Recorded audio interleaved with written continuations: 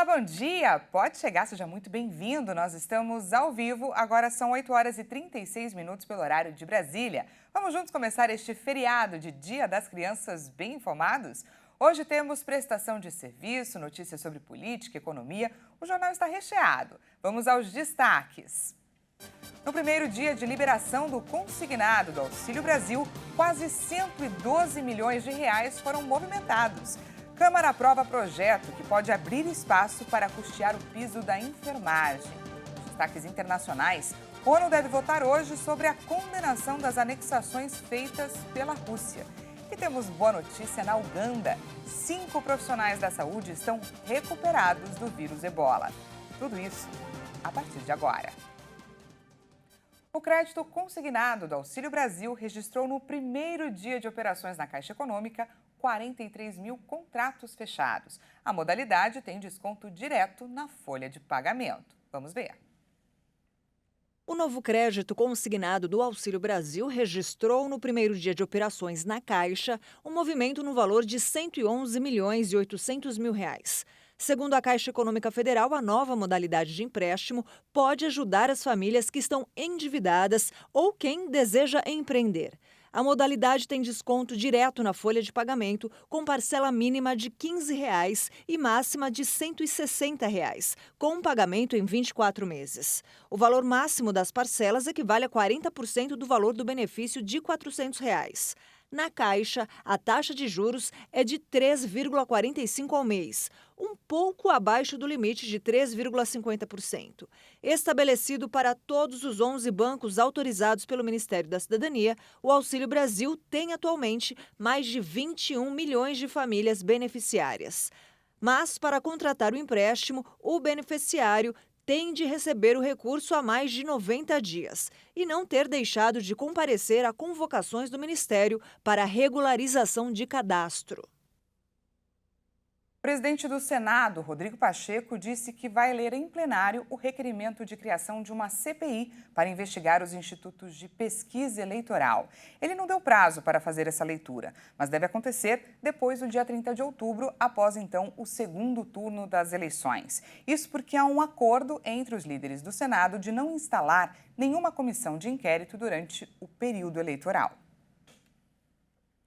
A Câmara dos Deputados aprovou o remanejamento de fundos de saúde que pode ajudar a custear o piso da enfermagem. O texto analisado também reserva até 2 bilhões de reais para entidades filantrópicas.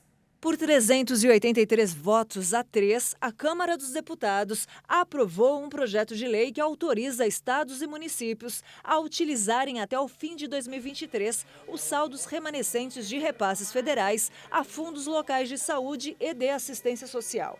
No início deste mês, o Senado já havia aprovado uma proposta semelhante, mas o texto ainda não foi analisado pela Câmara. Deputados afirmam que os recursos podem viabilizar o pagamento do piso da enfermagem, permitindo uma folga orçamentária para o governo federal. Segundo o texto aprovado pelos deputados, ficam reservados até 2 bilhões de reais para entidades filantrópicas que prestem serviço ao Sistema Único de Saúde.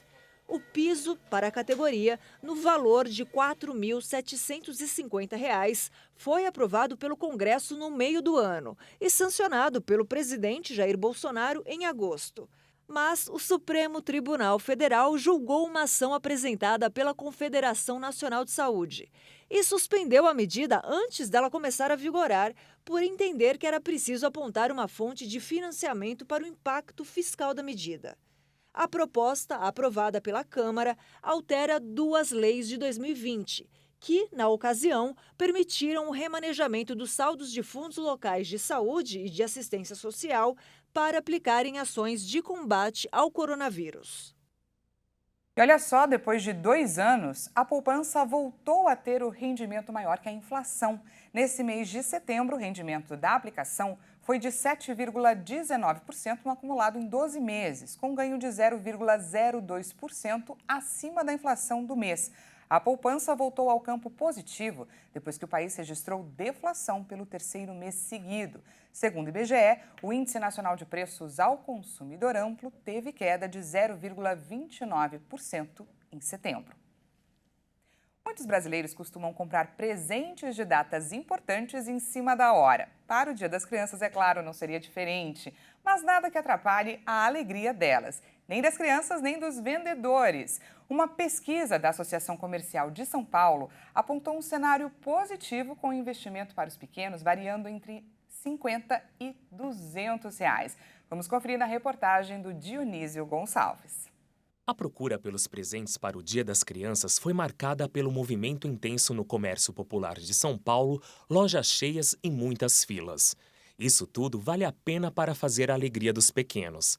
Os afilhados e os filhos do José Francisco vão poder brincar bastante com o que ele está levando para eles. E fazer compra para meus afilhados e meus filhos. Meu filho pediu um patins, estou levando um Lego pro menino, um negocinho de morder pro meu afilhado e uma pulseirinha pra minha afilhada também.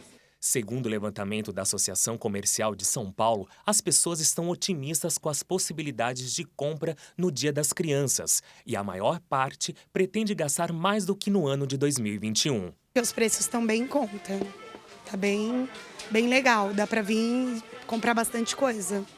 A pesquisa da associação ainda aponta que os itens mais procurados continuam sendo os tradicionais para a data: roupas, calçados e brinquedos.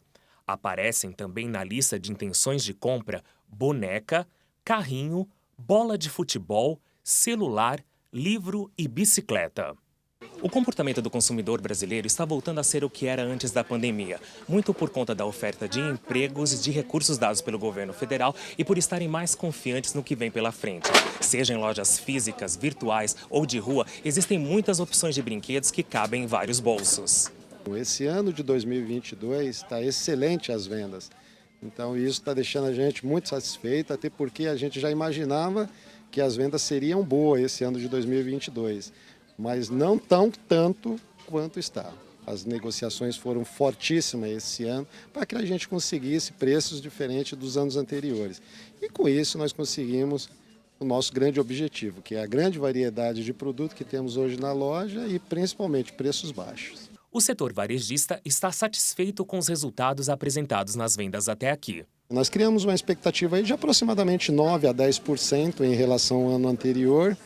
Mas eu ainda estou mais otimista, eu estou acreditando que nós devemos superar essas nossas expectativas. A retomada da economia, uma data como essa, ajuda a aquecer ainda mais o mercado.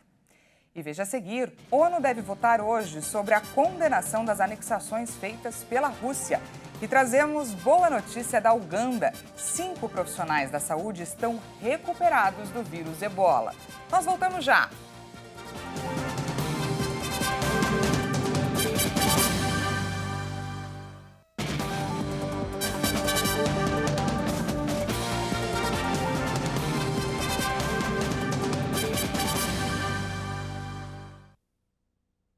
Seja bem-vindo mais uma vez, estamos de volta ao vivo, agora são 8h48 pelo horário de Brasília. Voltamos com destaque internacional.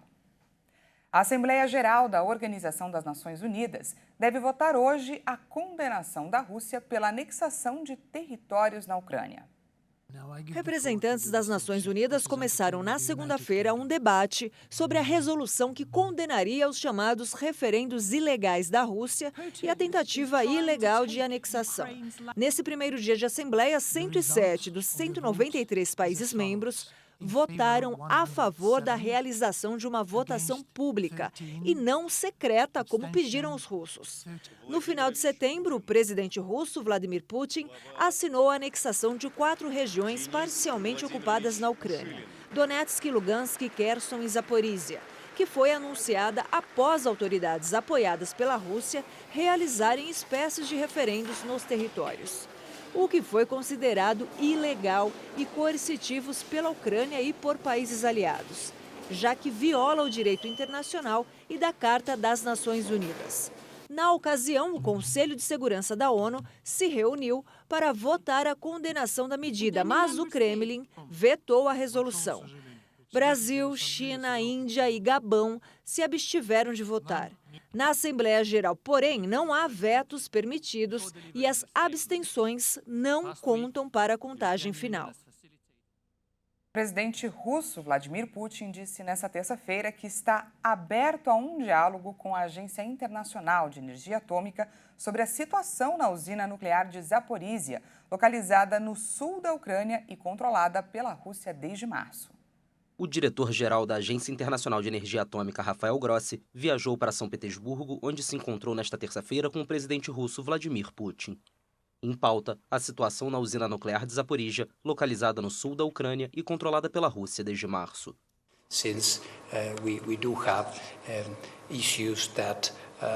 Temos problemas que têm a ver com a segurança nuclear, em particular com a usina de Zaporízia. Como sabe, tenho feito esforços para tentar evitar um acidente nuclear que possa ser muito prejudicial em termos gerais e, em particular, na região.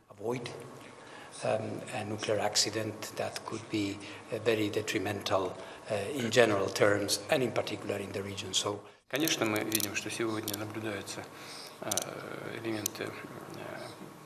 Claro, vemos que hoje há elementos de politização excessivamente perigosa de tudo ligado à atividade nuclear. Esperamos muito que, graças aos seus esforços, possamos reduzir toda a retórica sobre essa questão e levar essa área de nossa atividade e cooperação para um estado normal, apesar de todas as turbulências e de todos os processos complexos que estão ocorrendo no cenário mundial. O chefe da organização responsável pela energia atômica da ONU destacou a segurança em torno da usina, alvo de bombardeios ao longo do conflito entre Rússia e Ucrânia. Durante meses, Moscou e Kiev se acusaram mutuamente de atacar a central, que está sob controle russo e localizada perto da linha de frente. Na semana passada, a Rússia tomou formalmente as instalações, uma medida condenada pelo governo ucraniano. Tropas russas ocupam militarmente o território da usina e Putin reivindicou sua anexação, assim como a das regiões de Zaporízia, Kherson, Donetsk e Luhansk, onde foram realizados referendos condenados pela comunidade internacional. A agência rejeitou a apropriação e continua considerando a usina de Zaporízia como ucraniana. Pouco antes do encontro de Putin com Grossi, a operadora nuclear ucraniana acusou Moscou de ter sequestrado e maltratado Valery Martiniuk, vice-diretor-geral de recursos humanos da central nuclear, e pediu à AIEA que garanta sua libertação. No Peru, o Ministério Público fez uma operação na casa da irmã do presidente Pedro Castillo, na tentativa de colher provas que validem que o líder de esquerda dirige uma rede de lavagem de dinheiro. A Procuradora da Nação do Peru apresentou nesta terça-feira uma denúncia constitucional contra o presidente peruano Pedro Castillo. Apresenta queixa constitucional contra José Castillo como suposto autor de crimes contra a tranquilidade pública na forma de organização criminosa, agravados por sua condição de líder, escreveu a procuradora do país, Patrícia Benavides, em um documento publicado na conta do Twitter da instituição. O Ministério Público do Peru fez uma operação nesta terça-feira na casa da irmã do presidente Pedro Castillo em busca de seu sobrinho, acusado de pertencer a um grupo criminoso liderado pelo presidente. O presidente alegou que sua mãe, Mávila Terrones, de 77 anos, se recupera de uma cirurgia e acusou o MP de ter prejudicado a saúde da idosa, que precisou ser levada de ambulância para um hospital. A tese do Ministério Público é de que o presidente de esquerda dirige uma rede de lavagem de dinheiro e concessão de contratos de obras públicas integrada por seu entorno familiar e político. Castillo nega que sua família tenha cometido crimes e diz ser vítima de uma campanha para destituí-lo. Em seus 15 meses no poder, Castillo tem vivido sob o cerco do MP e o assédio de um Congresso dominado pela direita que exige sua renúncia. O presidente sobreviveu a 2 tentativas de destituição pelo Congresso. E temos boa notícia direto da Uganda. O Ministério da Saúde local informou que 5 profissionais de saúde que haviam se infectado com o vírus Ebola e que recebiam tratamento em uma unidade de isolamento estão recuperados. 5 profissionais da saúde que contraíram a ebola em Uganda se recuperaram e tiveram alta de uma unidade de isolamento nesta terça-feira. O grupo foi infectado pelo vírus ao tratar o primeiro caso confirmado no país em setembro. Recebemos todo o tratamento que precisávamos e mesmo todo o tratamento pode não ser suficiente para apoiar todas as outras pessoas afetadas. Mas porque somos nós, médicos, nos foi dado esse privilégio e recebemos esse tratamento. Queremos agradecer ao Ministério e aos outros parceiros, à OMS, o Centro de Pesquisa, o Instituto de Doenças Infecciosas. Agradecemos todos. The GMEDIC, the IDI, we thank all of you for that. Seeing that Para nós, hoje é um grande dia, vendo que os profissionais de saúde que infelizmente contraíram o ebola no cumprimento do dever, hoje estão sendo dispensados do isolamento e começarão sua integração de volta às comunidades. Foi um batismo e tanto para a saúde pública.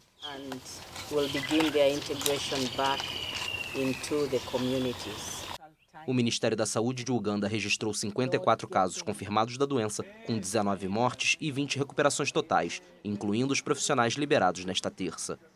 O número de óbitos divulgado pelo governo de Kampala é inferior às 29 vítimas anunciadas pela Organização Mundial da Saúde na última quarta-feira. Faltam 39 dias para a Copa do Mundo. No boletim Esquenta Catar 2022 de hoje, Leonardo Félix fala sobre os esportes em alta no país sede do Mundial. Olá pessoal, este é o Esquenta Catar 2022, que traz informações e curiosidades da Copa do Mundo aqui na nossa programação. Hoje o papo é sobre os esportes mais praticados pelos catares. E quem pensa que o futebol é o único esporte a fazer sucesso está enganado. Cricket, golfe e polo são algumas modalidades que fazem sucesso por lá. Isso acontece porque entre os 2.800.000 habitantes do Catar, quase a metade vem da Índia, Bangladesh e Nepal. E nesses lugares o futebol não é tão popular. A modalidade preferida nessas regiões é o cricket. O esporte utiliza bolas e tacos e surgiu no sul da Inglaterra no ano de 1566. E ele é muito parecido com o beisebol. O cricket foi inspirado em um jogo rural medieval chamado Stuball e foi adotado pela nobreza no século XVII. É isso aí, faltam 39 dias para a Copa do Mundo Catar 2022. Essa edição fica por aqui. Muito obrigada pela sua companhia. Às 10 horas da manhã, daqui a pouquinho eu volto com mais informações para você. Até lá!